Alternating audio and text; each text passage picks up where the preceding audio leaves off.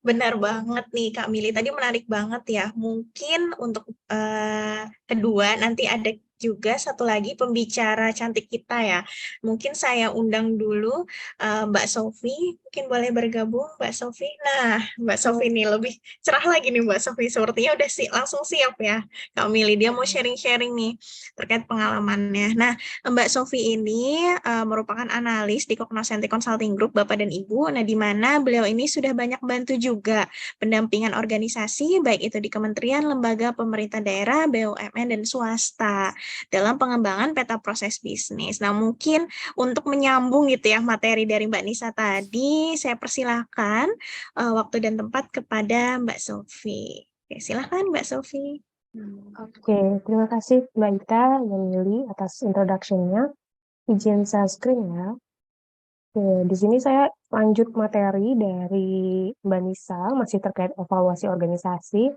Kalau tadi Mbak Nisa kan bahasnya terkait wadahnya gitu ya, unit kerjanya, dievaluasi.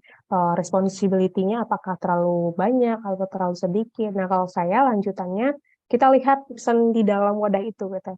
Apakah person yang di dalam wadahnya, apakah cukup, apakah overload gitu kan. Nanti kita coba lihat.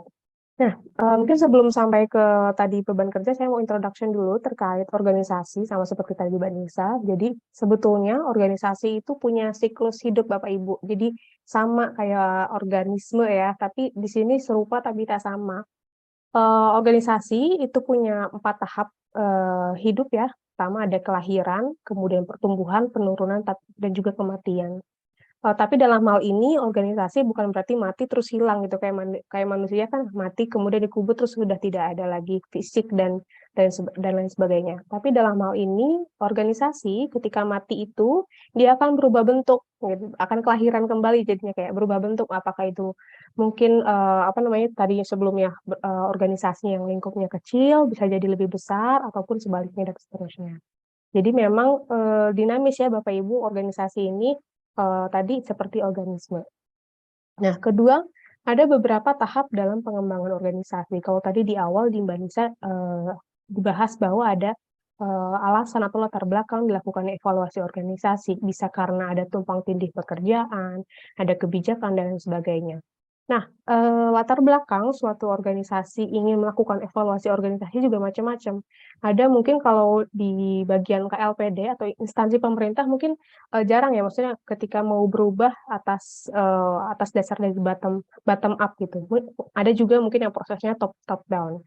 Tapi biasanya kalau mungkin instansi pemerintah, misalkan ada arahan dari pimpinan atau arahan dari presiden atau pemerintah untuk merubah organisasi tersebut. Misalkan ada yang tadinya LPNK mau dirubah jadi kementerian atau tadinya suatu lembaga kecil dinas menjadi badan dan lain seterusnya. Nah, ada beberapa tahapan ketika mau mengembangkan organisasi. Pertama kita konsolidasi dulu atau istilahnya internalisasi. Kira-kira kita dalam satu organisasi itu baik itu pimpinan sampai ke tingkatan level bawah itu sepakat seia nggak sih apakah kita butuh evaluasi organisasi atau enggak?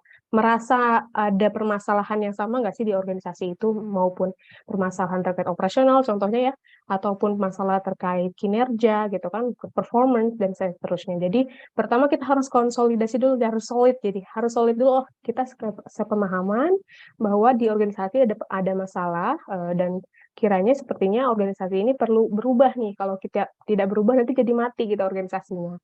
Nah, setelah itu ada tahap pemantapan. Tahap pemantapan ini setelah semuanya seia sekata, punya tujuan yang sama untuk mengevaluasi organisasi, barulah kita meningkatkan kapasitas dan juga kapabilitas ya.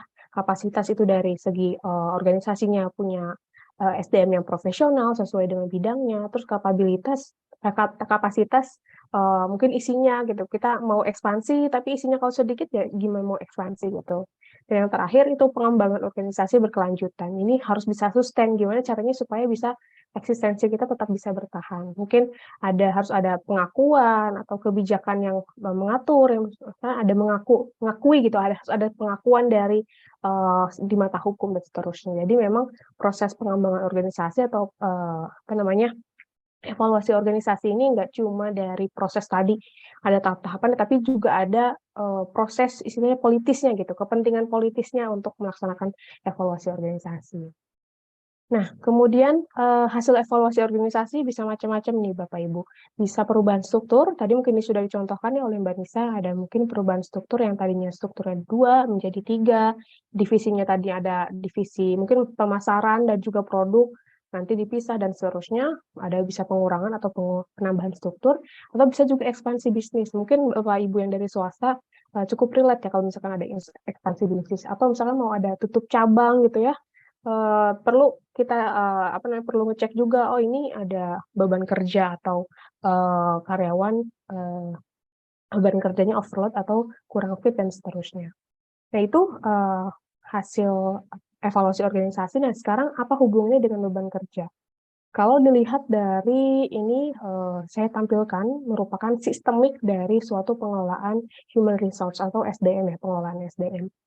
Kalau sistematis itu kan kita bicara bagaimana urut-urutan gitu. Nomor 1 langkahnya apa, nomor 2 langkahnya apa. Tapi kalau di sini saya tampilkan adalah sebuah sistemik ya. Jadi semua komponen yang ada di dalamnya di sini penting, sangat pentingnya gitu ada.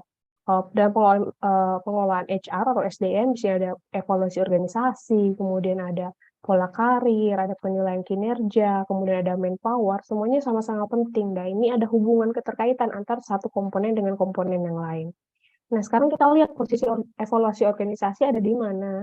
Kemudian evaluasi organisasi punya hubungannya dengan apa. Nah, di sini salah satu hubungannya evaluasi organisasi adalah ke analisis beban kerja. Nanti kita lihat apakah beban kerja tadi ketika sudah kita evaluasi secara wadahnya, kita lihat juga apakah di dalam wadah itu person di dalamnya apakah sudah cukup dengan tugas fungsi yang tersebut. Nah, sekarang mungkin kalau di swasta lebih dikenal dengan workload analysis ya. Ini juga mungkin masih banyak ada proses metode-metode lain juga mungkin mulai dikembangkan. Ini salah satu pendekatan dalam mengukur beban kerja. Kalau boleh analogi, sebetulnya beban kerja itu kayak kita ngelihat gelas ya, di dalamnya ada air. Kalau gelas itu ibaratnya kayak unit kerja kita, unit kerja atau wadah organisasinya. Kemudian beban kerja itu adalah air. Mungkin ada gelas yang penuh atau sampai tumpah-tumpah gitu kan. Ada juga gelas yang mungkin setengah penuh, 3/4 penuh, atau mungkin hanya sedikit gitu ya isi airnya. Nah, itu analogi beban kerja. Jadi kita perlu pindahin air yang gelas yang penuh tadi, airnya ke dalam gelas yang mungkin masih kosong gitu. Tapi dalam hal ini kita coba lihat apakah gelas itu penuhnya dengan apa yang seharusnya atau tidak. Mungkin Bapak Ibu pernah dengar namanya Stephen Covey Big Rocks Productivity Jar, di mana kalau kita bicara beban kerja itu kita juga bicara bagaimana produktivitas. Nah, di sini ada analogi, ada batu-batu besar itu adalah tugas-tugas penting. Kemudian ada pasir, itu tugas-tugas yang nggak terlalu penting. Kemudian ada kerikil-kerikil nih, ini mungkin moderat ya, tugas-tugas moderat. Nah, Bapak Ibu mungkin di organisasinya ada namanya tugas utama, tanggung jawab utama yang melekat di tugas fungsinya. Ada juga mungkin kegiatan-kegiatan, istilahnya tambahan gitu ya, mungkin ada squad-squad, kalau istilah di swasta, atau ada di instansi pemerintah ada tim pokja gitu ya, tim pokja atau tim dadakan, tim ad hoc untuk melaksanakan suatu kegiatan. Nah, kita lihat apakah gelas kita atau wadah kita atau toples kita tuh isinya apakah semua tugas pokoknya dikerjakan atau enggak, atau jangan-jangan kayak yang di kanan, toples kita penuh, tapi penuh sama kerikil sama pasir. Sementara tugas-tugas pokok yang harusnya kita kerjakan, istilahnya tugas wajibnya gitu ya, wajibnya nggak dilaksanakan tapi sunahnya dilaksanakan kayak gitu kan, jadi kurang baik ya Bapak Ibu. Nah, kemudian sekarang kita bahas analisis beban kerja. Kalau secara pengertian memang analisis beban kerja adalah beban kerja itu sendiri adalah sejumlah target pekerjaan atau hasil yang harus dicapai dalam satuan waktu tertentu, sehingga dalam hal ini analisis beban kerja itu hanya sebuah metode bagaimana mengukur target pekerjaan tadi, kemudian metode ini dilakukan secara sistematis. Kegunaannya bisa macam-macam. Contohnya dalam hal ini yang kita bicarakan adalah untuk evaluasi organisasi. Selain itu bisa juga untuk penyempurnaan rencana kebutuhan atau manpower ya, gitu kan. Atau formasi jabatan. Kemudian yang ketiga bisa untuk rotasi mutasi atau pemindahan karyawan yang tadi yang karyawannya kelebihan ke pegawai sama ke unit yang kekurangan pegawai tadi. Nah, mungkin ini sebagai sambungan ke tadi materinya Mbak Nisa. Itu ada penyusunan peta proses bisnis, kemudian tadi juga dijelaskan setelah penyusunan peta proses bisnis ada analisis RACI ya, yaitu Responsible Assignment Matrix atau RAM, bisa kita sebut RACI juga. Nah, sebetulnya tahapannya setelah ada probis dan RACI, kita coba lihat cek dokumen analisis jabatannya atau dari dokumen OTK organisasi dan tata kerja atau yang di dalamnya mengandung tugas fungsi. Jadi sebetulnya kita butuh namanya dokumen yang di dalamnya mengatur job desk atau tugas fungsi dari unit tersebut. Dari situ kita bisa melakukan penghitungan beban kerja. Nah, nanti hasilnya ada. Hasilnya itu untuk sebagai validasi dan juga nanti untuk mendapatkan rekomendasi. Jadi bukan berarti setelah evaluasi kemudian ada hasil hasil terus harus jiplak harus semua kita laksanakan. Tapi kita juga perlu cek realitasnya seperti apa. Dan mungkin sekaligus validasi ya, misalkan ada mungkin Bapak Ibu di tempat kerjanya, di organisasinya ada yang merasa unit kerja ini kebanyakan beban atau saya sebagai jabatan ini merasa beban kerja saya terlalu banyak. Nah, kita coba hitung secara matematisnya, kalau memang betul sesuai matematisnya beban kerjanya overload, nah itu kan validasi berarti ya. Jadi ini sebagai tools aja, alat untuk kita validasi atas apa yang ada di lapangan. Nah, apa sih yang dianalisa di ABK atau workload analysis? Pertama ada aktivitas. Aktivitas tadi udah disebutkan ya, ada yang utama, pendukung, sama tambahan. Bagi itu tugas fungsi utama yang melekat fungsinya dan juga tugas tambahan yang kayak ad hoc tadi. Kemudian kita juga lihat frekuensinya pengulangan aktivitas itu. Apakah ini dilakukan berapa kali sekali gitu kan? Seterusnya, dan juga yang terakhir kita cek juga waktu kerjanya. Waktu normal itu berapa lama sih? Atau deadline-nya rentang waktu kerjanya berapa lama, terus waktu penyelesaiannya berapa lama. Nah, ada juga dalam perhitungan beban kerja, kita itu mengenal namanya allowance. Allowance itu istilahnya adalah waktu kerja yang hilang ketika kita bekerja, contohnya untuk istilahnya untuk istirahat makan, melepas lelah, atau cari inspirasi, atau ke toilet gitu ya. Karena kita misalkan kerja 9 to 5 itu nggak mesti semuanya kita mantengin laptop atau kita di depan mesin dan seterusnya kan. Pasti ada waktu-waktu di mana kita tidak bekerja. Nah, itu diatur kalau di instansi pemerintah diatur dalam Permenpan RB nomor 1 tahun 2020, ini masih update, allowance-nya untuk PNS itu 30%. Nah, tapi untuk organisasi swasta macam-macam allowance-nya tergantung pada tipe pekerjaan. Ada yang mungkin pekerjaannya administrasi di depan meja, depan laptop. Nah, itu persentasenya lain-lain seperti yang Bapak Ibu lihat di layar. Nah, kalau di internasional ada juga yang mengatur International Labour Organization. Di sini ada jenis-jenis allowance ya. Ada yang personal allowance atau kelelahan allowance, allowance yang karena pekerjaannya berdiri atau di lapangan, atau pekerjaan yang ada hubungannya dengan temperatur, kemudian noise, dan lain sebagainya, ini macam-macam. Nanti allowance ini kurang lebih sekitar maksimal di 30 sih biasanya, 5-30%. Jadi habis itu kita lihat ke formnya ya, form untuk pengukuran analisis beban kerja. Di sini Bapak Ibu dari instansi mungkin nggak asing sama form ini. Di form ini kita lihat uraian tugasnya, hasil kerja, waktu penyelesaian rata-rata, waktu efektif, beban kerja, sama nanti ada outputnya berupa pegawai yang dibutuhkan. Jadi nanti uraian tugas di sini kita isi tugas-tugasnya apa gitu kan. Nanti setelah ini akan saya jelaskan uraian tugasnya diambil dari mana, terus hasil kerjanya seperti apa, apakah dokumen atau apa kegiatan ataupun SK dan seterusnya. Waktu penyelesaian rata-rata ini disebut juga mungkin kalau kita ambil analogi deadline-nya. Jadi misalkan saya ada tugas HR, misalnya tugas untuk melaksanakan program HR. Kemudian hasil kerjanya ada berupa program. Nah, misalkan waktu penyelesaian rata-rata itu dibutuhkan istilahnya ini program tahunan, berarti saya tulis penyelesaian rata-ratanya adalah 1 tahun. Nah, untuk waktu kerja efektif itu adalah waktu kerja yang diselesaikan itu kebalik. Waktu kerja efektif itu yang tadi pekerjaan ini jenisnya tahunan, maka waktu efektifnya itu adalah 1 tahun. Dan penyelesaian rata-rata ini adalah waktu realnya kita melaksanakan kerja itu berapa lama. Contoh tadi pekerjaan saya tahunan, berarti waktu kerja efektifnya 1 tahun. Terus misalkan sewaktu penyelesaian rata-ratanya itu saya menyelesaikan mungkin dalam 3-4 bulan. Ditulis di sini 3-4 bulan.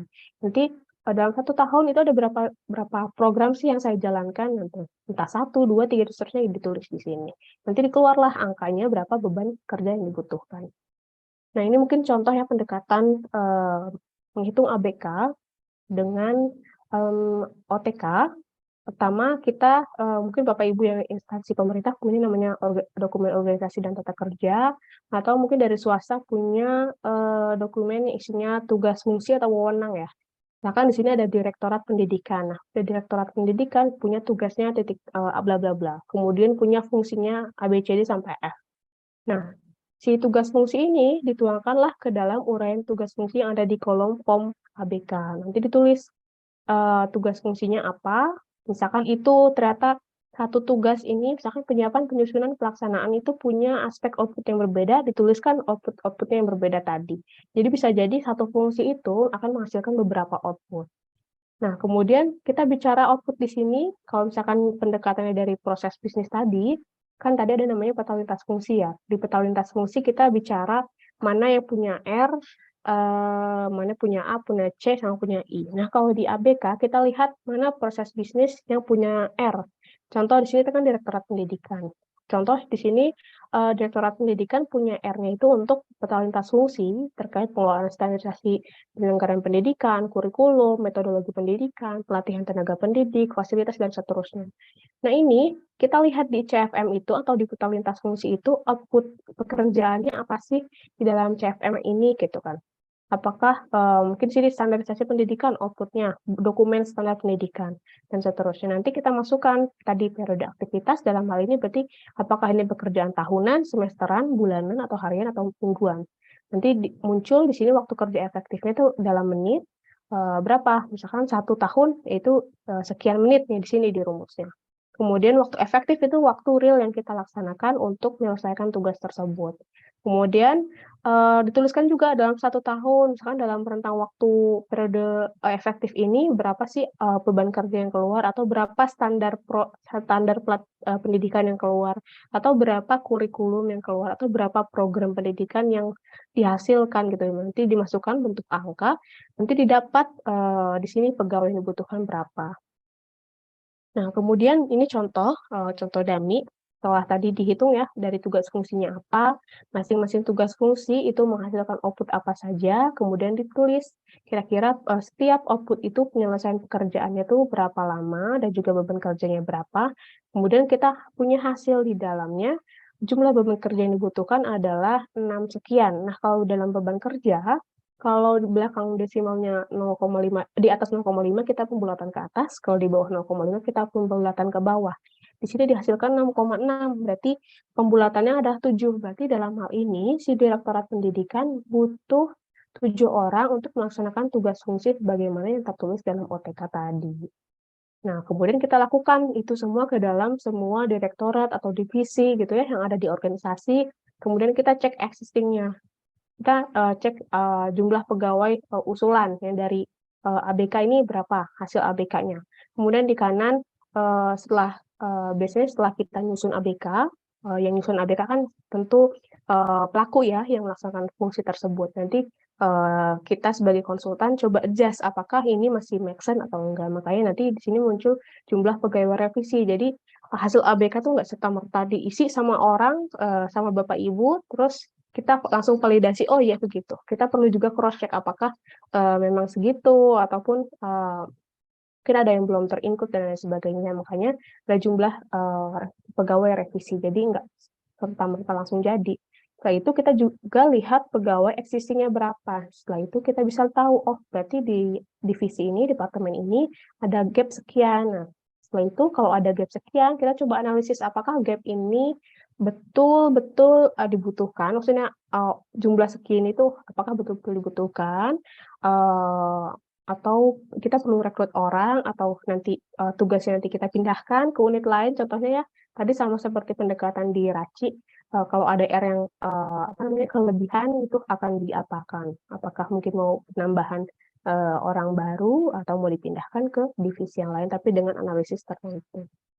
Nah, mungkin itu sekian singkat dari saya. Mungkin nanti kalau jelasnya kita ke sesi tanya jawab. Terima kasih dari saya kembalikan ke MC. Baik, terima kasih Mbak Sofi atas materinya nih ya Bapak dan Ibu, yang sangat menarik. Nah, jadi memang Mbak Sofi tadi ini menjelaskan terkait evaluasi organisasi itu tadi lanjutannya ya, kalau kita tadi lihat di dalam slide paparan Mbak Sofi terkait ruang lingkup, di mana ketika kita sudah menyusun peta proses bisnis, yang utama itu dulu, kemudian nanti dilanjutkan dengan responsible assignment matrix. Nah, yang tadi mungkin Mbak Nisa sudah menyampaikan, kemudian nanti ada satu sisi terkait job analysis ya, kemudian yang Mbak Sofi sampaikan itu tadi adalah terkait perhitungan beban kerjanya. Nah, di mana memang kegunaan untuk analisa beban kerja itu salah satunya tadi sebagai penataan atau penyempurnaan struktur organisasi, maupun juga tadi ya di materi terakhir ada terkait bagaimana sih kita menyusun kebutuhan real pegawai gitu ya. Menarik banget ya Bapak dan Ibu. Jadi memang saling terkait. Oke, mungkin karena saat ini kedua pembicara ya Bapak dan Ibu telah menyampaikan materinya nih yang sangat menarik, karena ini saya lihat di kolom Zoom sudah ada yang ingin bertanya nih Mbak Mili, kayaknya udah semangat ya. Tapi sebelum ke sesi tanya jawab, nah kemudian saya persilahkan untuk menjawab. Mungkin boleh Mbak Mili?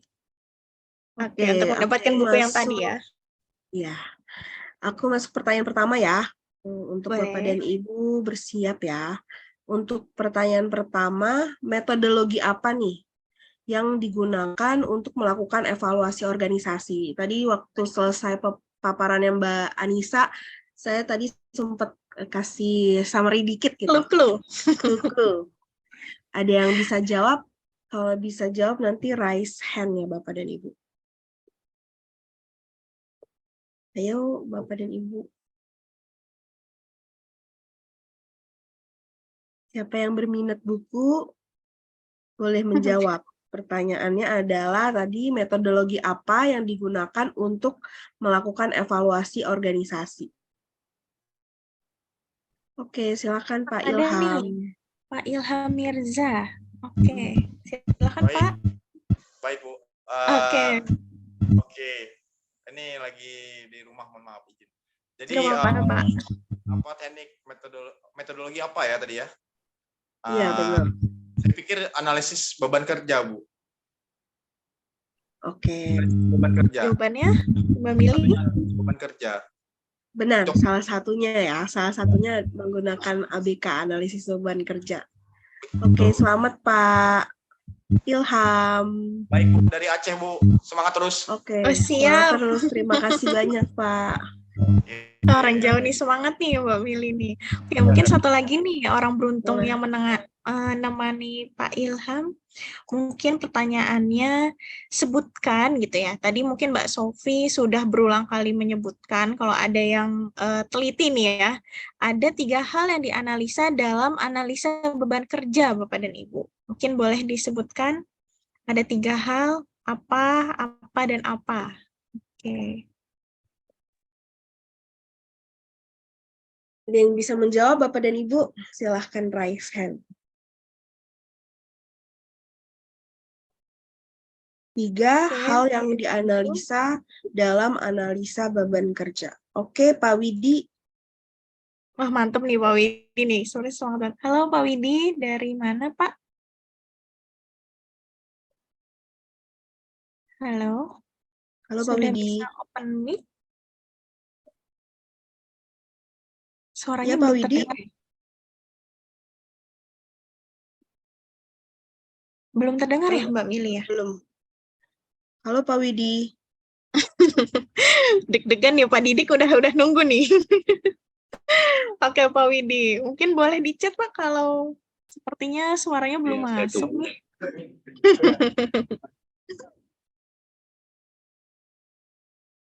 Pak Widi udah bisa bersuara atau kita hitung nih, hitung Atau mundur. di-chat Pak Widi. Ya, kita hitung mundur boleh. Ini Pak Didik sudah deg-degan nih Mbak Mili nih. Oke. Pak Widi kita hitung mundur dari 100 ya Mbak Ita. Sama. Nanti sampai buka puasa nih Mbak Mili. Oke. Kita dari 3 ya. Boleh. 3, 2, 1. Oke. Mungkin Pak Didik. Oke, langsung mantap nih Pak Didik. Wah, dijawab. Oh, itu ada via Zoom. Gimana nih? Oke, nggak apa-apa, Pak Didi. Jawabannya apa, Apa? Pak?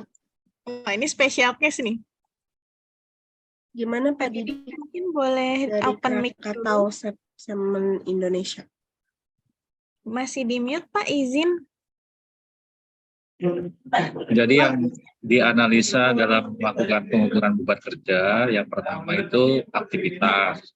Di mana aktivitas itu terdiri atas aktivitas utama, pendukung, terus tambahan, dan juga frekuensi pekerjaannya, kemudian juga waktu kerja. Apakah normal ataukah waktu standar? Itu sih yang saya ingat. Oke, siap. Apa betul, Mbak Mili? Ya, benar. Oke. Karena tadi udah ada paparan, udah juga bagi-bagi door prize, sekarang kita lanjut ke Q&A. Tadi kan udah ada beberapa nih yang masuk di dalam kolom chat ya, Mbak Ita. Nah, kita jawab dulu mungkin yang mau bertanya secara langsung, nanti baru setelah itu kita jawab dari kolom chat gitu ya. Boleh.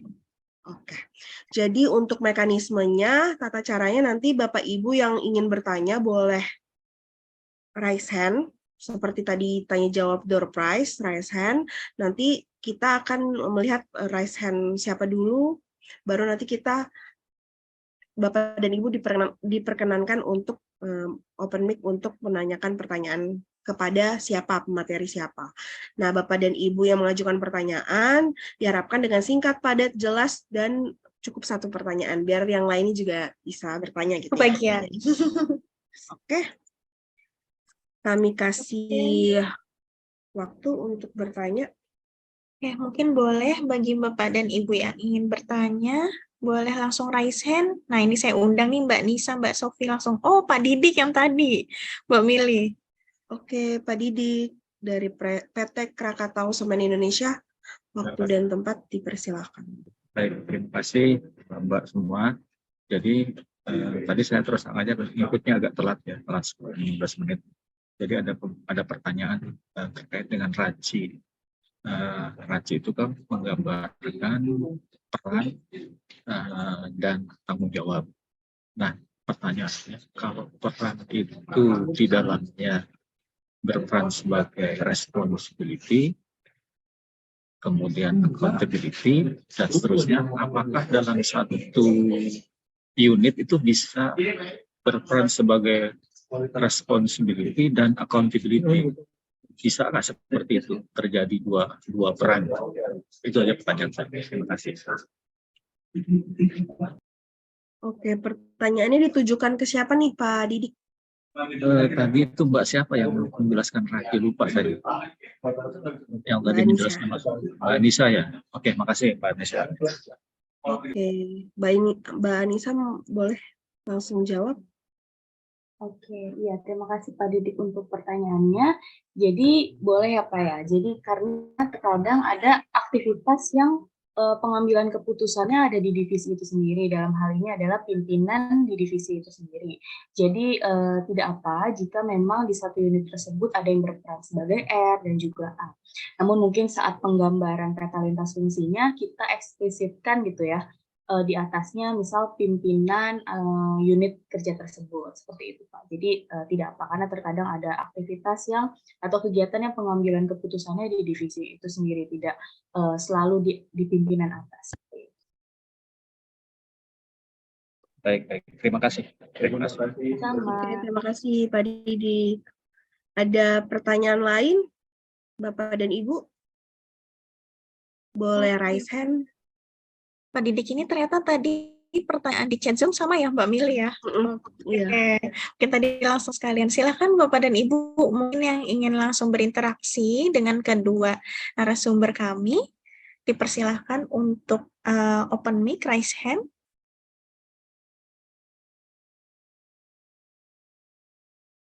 Ya, apakah ada yang ingin bertanya langsung? Mungkin sebelum kita masuk ke pertanyaan yang di chat Zoom ya Mbak Mili ya.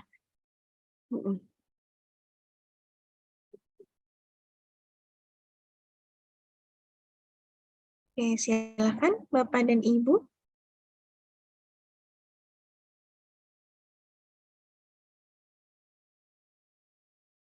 Kalau tidak ada, mungkin kita mulai dari chat Zoom, boleh Mbak Ita? Boleh, tadi berarti saya lihat atas dulu ya. Yang tadi Pak Didik ini, oh sudah. Oke, mungkin yang kedua ya. Oh ini nyambung kedua dan ketiga ini dari orang yang sama nih. Mbak Nisa, Mbak Sofi. Dari Pak Widi.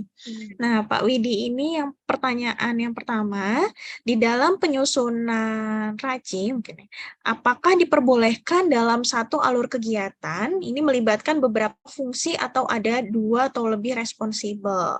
Kemudian yang kedua, mungkin ini terkait pertanyaan di luar topik ya, dalam melakukan mapping proses bisnis, nah ini dan mencari gap gitu ya, probis mana yang belum terakomodir dengan SOP, nah ini bagaimana nanti cara melakukannya. Apakah satu kegiatan yang ada di probis bisa dibuatkan lebih dari satu SOP? Dan jika demikian, bagaimana menghitung gap-nya? Oke, mungkin boleh Mbak Sofi atau Mbak Nisa nih yang ingin menjawab Pak Widi, atau bagi-bagi satu-satu. Oke, silakan mau Mbak Oke. Nisa atau Mbak. Mungkin saya jawab yang tadi ya, yang pertanyaan Raci terlebih dahulu. Boleh. Oke, mungkin ini tadi pertanyaannya, apakah boleh R-nya ini dua atau lebih dari satu ya dalam satu rangkaian aktivitas. Jadi sebenarnya memang idealnya itu hanya satu ya Pak, karena kan kita mau melihat ya kegiatan ini tuh miliknya siapa sih, panitianya siapa, sehingga kita saat merekapitulasi gitu ya, menghitung keseluruhan jumlah R, kita bisa melihat nih beban kerja unit mana yang banyak gitu, yang lebih banyak nilai R-nya gitu di atas ambang batas. Nah, tapi terkadang ada satu aktivitas yang memang R-nya itu ada 2 gitu. Jadi jawabannya tidak apa, meskipun memang idealnya itu hanya 1, tetapi memang ada kalanya satu aktivitas itu yang R-nya itu ada 2 atau ada lebih dari 2, tapi biasanya 2 sih paling gitu. Karena kalau Pernah ya, terlalu Mbak banyak kan Nisa ya? pernah Pernah di gitu. dalam satu Oke. instansi. Iya. Oke. Oke, Mungkin nah untuk untuk yang kedua mau Mbak Nisa atau Mbak Sofi? boleh atau mungkin Mbak Sofi mau jawab boleh? Oke. Pertanyaan terkait probis ya. Tadi mungkin izin menjawab Pak Widi, kalau sebetulnya memang ini juga banyak instansi pemerintah, khususnya yang punya case yang sama ya, dia udah punya SOP-nya duluan dibanding dokumen probis. Jadi sebetulnya kalau secara silsilah tuh harusnya ada dokumen probis dulu, baru ada SOP, karena SOP itu turunannya dari probis. Kalau dilihat dari peraturan Permenpan 19 tahun 2018, si probis itu, dan juga dari peraturan mengatur terkait RB, si probis itu harus diturunkan sampai ke peta level N atau CFM tadi, kemudian ke dalam SOP. Jadi memang secara silsilah metodenya harus ada dokumen probis dulu. Tadi mungkin Bapak Widi sempat lihat paparannya di bagian Mbak Nisa, ada rangkuman, ada proses, subproses, kemudian lintas fungsi.